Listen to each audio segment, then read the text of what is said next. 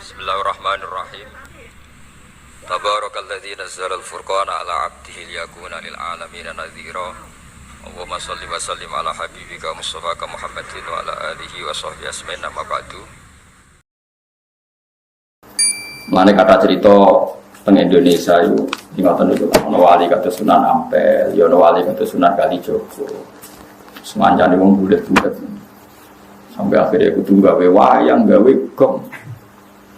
Nah kan masyhur itu, Kalijogo saking kene dakwah teng daerah Pajang, di daerah mriki lah, mulai Pajang daerah mriki. Wis ragen apa dugi mriki. Sampai gawe wayang tengul wayang wong. Sunan Giri gak trimo, iku haram gawe patung. Wong nak gawe patung sok ben dikon ngekeki nyawa. Sunan Kalijogo rapati tau ngaji mantan preman dadi wali. Ngaji faslun yo gak pati tau ngaji. Walhasil akhirnya di tengah-tengah mbek Sunan Kudus sing luwih alim luwih senior. Ya sing ngene ae. Wayang itu dipeokno wae. Terus dadi wayang kulit. Perkarane nak wayang tengul iku patung. Tapi nak trepes kulit itu ora kena dikeki nyawa wis banyak kabeh. Mulane kula nate sowan teng kiai niku kiai alim dikeki hadiah mebel lemari saka Jepara. Niku gambare iku manuk bangun. Wapi, wapi tenan ukirane manuk. Tapi gulune iku protok. Perkarane pas teko langsung diketok kowe kiai. Pas gulune tok ya sithik nek diketok. Nah takok itu kok diketok ya. Mergo ben ra urip. Mergo nak ra diketok kan nak ra diketok kan asumsine kan kono ngekeki nyawa. Lah nek ketok ini kan gak iso. Lan kok sithik wis mati jeng. Mergo nek dibuak kabeh ukirane elek. Paham nggih? Nek dibuak kabeh yo dene yo kepen di lemari larang. Dadi yo mau digraji ngangge graji besi sithik. Duduhe wis apa? Lah kok sithik, Mbah? Wong sithik wis mati. Wah, curang ya. Ya kok wayang kulit itu es banyak. Banyak itu urip ta mati. Mati. Nak tengul lah ijek. Wayang wong itu lah ijek fisik. Jadi mulai dhisik ku ya so fikih ya setiap kali. Dadi ya mulane kula niku pinter ngakali fikih dhisik ya sono. Wali songo ya wis saged ngrekayasa sapa? Ngrekayasa apa? Fikih. Ini macam iku wong. Dadi wong kudu iso ngaji. Mulane kula suwun sampeyan kudu ya pinter ngaji. Hukum niku macam-macam. Sing penting barang maksiat tetap maksiat ila yaumil kiamat. Cuma ana wong proses nobatno umat Kanjeng Nabi dengan berbagai metode. Kowe aja kecangkeman. Masyhur itu ada sahabat yang masih punya adat nyolong. Pamit Nabi ya Rasulullah sama wa Islam tapi jenengan aja nglarang kula nyolong. Dari Nabi sementing salat sing sregep. Bareng Nabi wong iku miri ada sahabat yang protes ya Rasulullah kenapa engkau enggak tegas melarang dia nyolong. Dari Nabi dawe sayanha binakul. Engkau anggar sering sholat tak suwe-suwe gak nyolong diri. Ya karena orang itu bertahap. Semua kebaikan itu bertahap. Tapi Nabi gak pernah mengatakan nyolong itu halal. Mau tidak melarang saat itu. Beda loh yang mengatakan halal sama mau tidak melarang saat itu. Jadi beda. Ana wong Islam pamit Nabi boten zakat. Nabi dia mental. Ya sebenarnya kowe Islam. Ketika Nabi diprotes, kenapa engkau tidak menyuruh dia zakat? Nanti kalau Islamnya sudah benar akan zakat sendiri. Jadi yang haram tetap haram ila yaumil kiamat. Cuma orang mendesak kowe kecangkeman muramuni. Paham ya? Lagi kadang sekarang tuh terlalu ekstrim. Semua redaksi itu terlalu ekstrim. Makanya masyhur itu Rasulullah itu figur yang luar biasa. Ketika ada orang Arabi sholat, dia omong-omongan.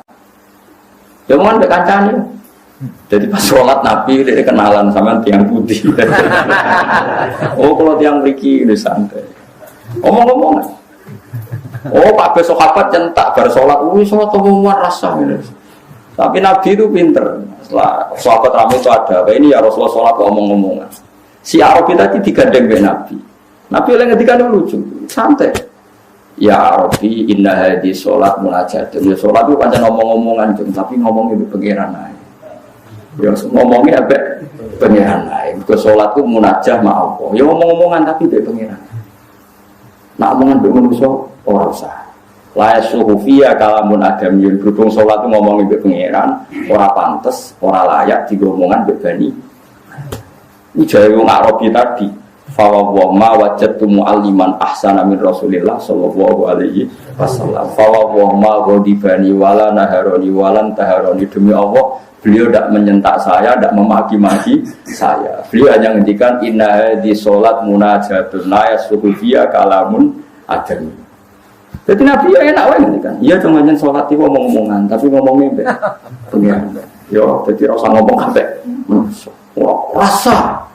Berani sholat tempat tenang ya. Mbok mate kok sedek keren, padahal Nabi ini ngoten. Ini jenis evolusi. Jadi Nabi ini bijak kena umatnya wis rapati apa? Ya mereka kurang ilmu, rata-rata orang bijak kurang apa? Kerengnya didhisikno. Jadi kita ini itu terus belajar gitu, terus nopo. Meskipun hal-hal yang mungkin kita duga dulu itu kontroversi, tapi sekarang itu kelihatan penting. Saya di Matolek Kajen itu pernah disuruh jadi narasumber fikih. Itu saya bilang begini, kamu masih muda harus belajar fikih yang luas. Termasuk kemungkinan sholat jenazah itu boleh jenazahnya di belakang. Meskipun itu aneh dan tidak perlu kamu lakukan karena kamu dianggap aneh. Tapi itu zaman Imam Nawawi yang ngarang Majmu' sudah dibicarakan. Jenazah di depan itu syarat sah atau adat. Mulai dulu lama bilang hanya adat. Hakada wajadna dzalika salafan wa khalafan. Panjen kita nak nyolati jenazah, normalnya jenazah di depan. Tapi itu hanya adat. Enggak bisa kamu katakan satu sifat syarat sah. Fa innal janazata laisat biman ziratil imam. Karena jenazah itu udah imam, kenapa harus di depan? Ayo kok nak mentah kan. Saiki jenazah kok ngarep alasane opo? Ora imam kok didakok. Nah. Berhubung ra imam kok buri ora apa-apa, ora imam kok kudu kok. Nah. Ya tapi ora usah mbok lakoni. Ora usah. Tapi ini tetap penting. Sekarang kelihatan penting dalam konteks Arab Saudi. Itu ada di kitab Mahali, sama cari nanti di kitab Mahali. Kitab Mahali itu di atas kitab Fathul Wahab. Biasanya kalau dalam pondok itu kan kastanya kan Fathul Qorib, Fathul Mu'in, Fathul Wahab terus Mahali. Saya termasuk pengajar kitab Mahali. Jadi kan bantah aku ya iso ukur ilmumu. Misalnya kene takrib Pak wis ning Mahali. Iki ora urusan sombong, nape bantah ukur dhewe mau ke takrib Fathul Mu'in, Fathul Wahab Mahali. Kena bantah ya ukur maksudnya. Ukur bar liwati mau. Bar liwati Fathul Qorib, Fathul Mu'in, Fathul Wahab, bariku kowe golek aku. Ayo Gus bapak ya Gus. Debat gak apa-apa. Itu di kitab Mahali diterangkan. Ketika seperti itu kita hanya mengatakan jenazah ya sudah di depan. Memang seperti dulu ya seperti itu jenazah di depan. Tapi kamu jangan meyakini harus di depan karena fainal jenazah laysat bimanzilatil imam. Jenazah itu tidak imam. Sekarang terbukti dalam konteks Arab Saudi. Dulu ketika saya kecil itu sering diceritani bapak saya yang haji. Kalau tiap maktubah itu ada jenazah yang dibawa ke depan untuk disolatkan di Masjid Haram. Paham ya? Jelas ya? Kita sepakatkan di sejarah seperti itu. Sampai ada tragedi yaitu ada senjata senapan laras panjang dibungkus ala nopo jenazah kemudian dibawa ke depan. Ketika pas disolati para teroris ini menggunakan senjata itu untuk nembaki nopo jamaah. Itu peristiwa tahun pinten ya 7 berapa 78 atau 82 pokoknya pernah itu terjadi. Pernah tahu dengar sama cerita itu. Terus sekarang di Arab Saudi tiap maktubah yang nate haji nate umroh tiap maktubah ada sholat jenazah enggak? Enggak, sama jawab saja. Ada kan? Sekarang tuh ada enggak? Ada. Jenazahnya di mana?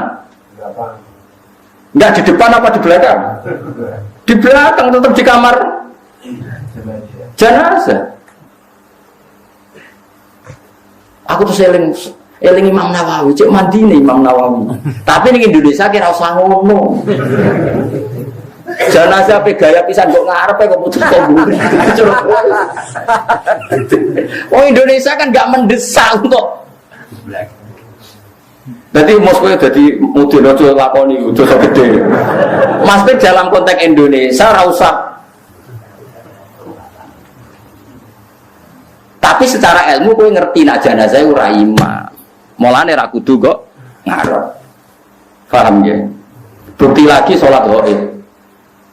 Jogja sama Surabaya timur mana? Timur mana? Ketika Pak Hasyim kapundhut di Malang atau di Jakarta, orang Aceh boleh nggak nyolati gaib? Kan jenazahnya di belakang. Jadi ini pentingnya ilmu. Pokoknya ilmu kamu percaya saja kalau jenazah itu tidak imam. Cuma kalau adatnya di kampung kita depan ya di depan. Ya sudah gitu aja, tidak usah. Terus gue saking gobloknya, ini syarat sah. Kalau nggak begini nggak sah. Jahil anta berarti. Duduk. Paham ya? Itu biasa ya. Paham ya? Pemenang mau kepala kok. Itu dari Mustafa Dikeru. Nak sirah itu tempat di, nak tempat utara masalah. Biasanya di Mosoro gue. Gitu loh, mesti gitu ya. Nah kan, loh ada deh. Mustafa juga terima kata saya. Nak datang lagi sirah tengah loh gitu. Apa separuh? Lanang itu. Lanang gitu. Gitu. Oh gitu loh. Nggak sampai lanang. Lor. Nak teng daerah kula lor kabeh. Mriki alhamdulillah wonten lor wonten gitu. Nah lor kula ya ora masalah, karena ora imam mampus. Ya tapi sing fanatik nggih kuwat. Kula niku wis kiai ini bolak-balik nak teng daerah kula nggih enak lah, masih banyak orang alim lah teng. Wonten. Kula nate nyolati jenazah sirahe ku ning lor. Keluarganya kebetulan rada aneh, setuju sirah itu ning kidul, ya jenazah lanang. Ambek mudin teng kula ora trimo. Kene mulai dhisik kiai kene iku luar terus kok aneh-aneh ning kidul. Jare keluargane, "Mboten kiai kula kedadak kidul." Lah kula calon imame kula jaga guri. Padahal si imami mengke kula. Aku terus omongnya. Mpun tek yang lor teng kidul, wong kula kaul jenazah kok guri wae roh, meneh trimo lor mbek kidul lho. Lalu sendiri jenis Gus Bak, pun sami napa. Mana ada ilmu sholat luar bek kidul, semua jenazah kok gurih, aku roh kaule. Pak, menang deh. Saya malah nak bantah aku, ngenteni mau kita takrib, mungkin satu wahab, terus hal ini. Dari itu boleh ikut loh. Mohon Gus imbang, mari berdebat, no. Tapi yang ngaji mahali khatam bolak-balik becek latihan kamu. Jadi ilmu itu tetap penting meskipun tidak harus kamu lakukan, karena kalau kamu lakukan jadi fitnah, Rasulullah pun tidak senang, karena fitnah itu Rasulullah tidak senang. Sehingga kalau kamu melakukan itu di Indonesia maka hukumnya fasik, karena Anda menjadikan fitnah. Tapi kamu harus tetap yakin bahwa jenazah di depan itu tidak syarat sah, karena dia tidak imam. Soal ngelakoni, tapi rasa kecangkeman itu syarat sah. Buktinya sekarang di Mekah, kabeh jenazah ditakoni kamar mayat, padahal ada sholat jenazah. Karena kalau ditakok di depan iso bayang kan, ruwete musim haji. Ruwet ora? Indonesia kan gak ruwet. Mau imamnya dadi lakon ya pasiku, mayite dadi lakon pasiku, udah kok guri kan ya sakake kan. Jadi uang kudu mikir, karena nanti kalau jadi fitnah, haramnya itu bukan karena apa-apa, karena ini jadi nopo. Cuma kamu secara ilmu tetap yakin kalau itu tidak syarat sah. Ya, kamu harus yakin secara ilmu tidak syarat sah. Dia gak imam. Oh berapa ada nyolati jenazah? Kadang gak ono sing fanatik nak wedok iku, para bokong gitu kan. Nak lanang iku, para sirah ya dekati nopo jadi. Apa bunda? Nak sing fanatik ngoten, ana imam jenazah iku wedok. Lah imame iku proses kok imam kadang kiai sepuh wis ra mikir ngger maju. Ini dicekel di benerno. Nah aku boten nate kan sebab karep-karep. Aku nak sing imam fanatik tak kok. Kan kadang nak kiai top kan kok diliyo desa kan gak paham. Niki lanang napa wedok. Jalur Bang. Ngatur posisi wae, dekati napa? Wah, udah nak wedok dekatnya mungkin. Lah kan aku tahu jadi imam loh. Terus sampai jam mati di sholat rukun. Pino tenan yakin saya. Lah sing jalur sepuro ora mesti di sepuro pangeran. Kalau nih pun gadah jatah ngimami kada, wonten tiang-tiang sepuh yang wis wasiat, aku nak mati sinyolati Gus Bae. Kalau nih ngomong ngel-ngel wong tenan wasiat kok elek ngono. Kealasannya dari wong apal Quran ngalim iso nyafaati. Kalau nih untuk ada. Nanti teng pandangan niku wasiat ngoten ora iki sepuh itu kula seniman gara-gara wasiat. Wasiat elek gitu. Ngel-ngel wong. Tapi kalau teng omah nggih kepeksa. Nak parah kena ada buatan. Jadi paham ya, jadi ilmu itu di atas segala-galanya. Karena ini kita butuhkan. Andai kan tidak ada ilmu itu dicetuskan Imam Nawawi, maka dalam konteks Arab Saudi setiap jenazah harus di depan. Kayak apa susahnya? Musim haji jenazah dipaksakan ke depan. Padahal yang mati banyak, misalnya kasus Mina, kasus nopo terowongan, kasus nopo kering. Coba tanyakan yang haji-haji. Saat itu ada nggak jenazah dekat Sudes? Ada enggak? Sama jawab saja. Enggak ada, di belakang tetap di kamar mayit. Itu saya sering ditanya sama anak-anak. Lalu caranya sah gimana? Saya tadi kita butuh yang punya Imam Nawawi. Memang dari awal jenazah itu tidak imam. Meskipun kita tidak akan melakukan itu di Indonesia, jelas benar mari fitnah. Tapi apapun kita sering melakukan itu di Indonesia, jangan yakini itu syarat sah. Makanya ilmu itu harus di atas segala-galanya. Karena ilmu nomor siji fa'lam annahu la ilaha illallah. Ketika Allah mensifati zatnya termasuk yang dikenalkan apa? Iqra wa rabbukal akram. Alladzi 'allama. Allah itu zat sing mulang. Jadi mulang sifatnya Allah. Lalu ulama itu senang mulang. Allah mensifati zatnya itu alladzi 'allama, zat yang mulang. Artinya apa yang diperkenalkan adalah Nah sekarang banyak kiai itu lebih senang ibadah dibanding ilmu. Itu ya jane rodok musibah. Saja nih, tapi timbang dia ini rapati so ilmu ya ke ibadah, mau fatwa melengkar malah tidak karu-karuan. Tapi sebetulnya ilmu dengan ibadah itu harusnya dulu ilmu, karena ilmu ini penting. Yang mengawal ibadah itu ilmu, karena itu sudah kaidah. Karena setiap amal diberi ilmu, wa amaluhu mardudatun la tuqbalu. Amalnya juga diterima. Ya, tapi saya berharap Allah Rahman, semoga tetap ditompo sendiri-sendiri lah.